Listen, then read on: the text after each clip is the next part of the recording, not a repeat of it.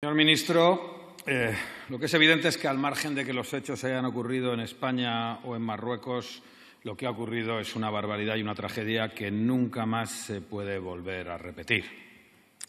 Y no es proporcional una actuación en frontera cuando el resultado son 37 muertos y 100 heridos. Es decir que los medios utilizados fueron idóneos es comprar el discurso de la invasión de la ultraderecha, y eso es en lo que no podemos caer bajo ningún concepto, porque, como ya he dicho antes, no existe esa invasión. La gestión de los flujos migratorios en frontera es conjunta entre España y Marruecos. Hay métodos de colaboración, acuerdos, convenios, así aparece en el BOE, y cada quien, a la vez que se colabora, tiene sus obligaciones y sus responsabilidades. Y no podemos escudarnos ni delegar responsabilidades en un país con escasa calidad democrática y que utiliza la política migratoria, como vimos en mayo del 21, para apartar a España de sus responsabilidades históricas con el pueblo saharaui. Por tanto, hay que reconocer claramente que no se puede justificar lo ocurrido. Y yo lo que le pido es que el Ministerio de Interior se comprometa a que nunca más pueda volver a ocurrir algo así.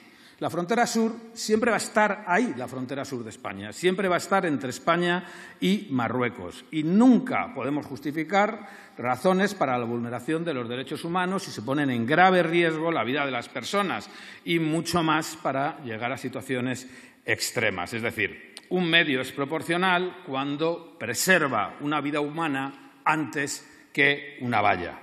Y, evidentemente, las obligaciones, responsabilidades y capacidad de actuación de España son prioritarias al margen de que haya ocurrido en cada momento, ¿no? Quiero decir, hay que poner en marcha, y esto lo pone de manifiesto, soluciones duraderas, las establecidas en el Pacto Mundial para una Migración Segura, Ordenada y Regular, que defiende el Pacto Mundial también para los refugiados, conforme a lo que defiende tanto la Organización Internacional de Migraciones como el ACNUR, y dar las debidas garantías en frontera. E insisto, puestos fronterizos con acceso para solicitantes de asilo, acceso de solicitantes de asilo y de protección internacional en consulados y embajadas, y todo conforme a lo establecido en la Ley de Asilo española y en las normas internacionales, y acabar con cualquier espacio de inseguridad jurídica o lagunas legales en frontera. Hemos visto funcionarios de seguridad de Marruecos y de España a un lado y otro de la valla interviniendo en este asunto que hoy analizamos. La intervención de un funcionario español en frontera que tenga como consecuencia que el extranjero queda bajo la autoridad efectiva de agentes españoles, por sí mismo tiene que ser un criterio de competencia y jurisdicción española, fundamentalmente para preservar la vida y la integridad conforme al artículo 3 del Convenio Europeo, porque para eso España es un Estado de Derecho. Y cualquier rechazo en frontera tiene que ser individualizado, previa comunicación a la autoridad judicial, como establece el artículo 58 de la Ley de Extranjería y como ha introducido la sentencia del Tribunal Constitucional en sus criterios. Es decir, no se combaten las mafias, las organizaciones que trafican con personas, maltratando, agrediendo o causando esta victimización con las personas que son, a su vez, las víctimas de las organizaciones criminales, sino desmantelando y castigando a sus integrantes. E insisto a la derecha, ni en España te ocupan la casa cuando sales a comprar el pan, ni existe ninguna invasión migratoria. Ahí están las cifras del INE, del Instituto Nacional de Estadística.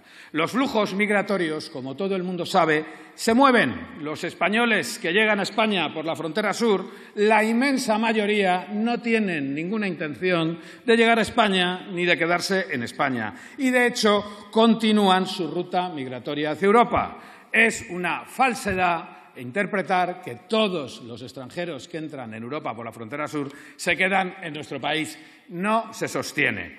Unidas Podemos, insistimos, tenemos que tomar medidas concretas para colaborar en la identificación de los fallecidos, su entrega a las familias, para dar la debida asistencia social y psicológica a las víctimas y a sus familiares y, sobre todo, organizar, poner en marcha una investigación independiente, no penal, al margen de lo que haga la Fiscalía, con intervención de las Naciones Unidas, con intervención de la Organización Internacional de Migraciones, de ACNUR, de quien se entienda, para que se establezcan las causas de lo que ha pasado y, sobre todo, se evite que vuelva a ocurrir. Evidentemente, estas políticas son políticas muy complejas de gestionar y mientras más manos haya para ello y, ojalá, intervención de la comunidad internacional y organismos de derechos humanos, mejor. Y no olvidemos que igual que hoy esto ocurre con inmigrantes, con personas de otros países, esto mismo ha pasado con migrantes españoles no hace tanto tiempo. En los años 40,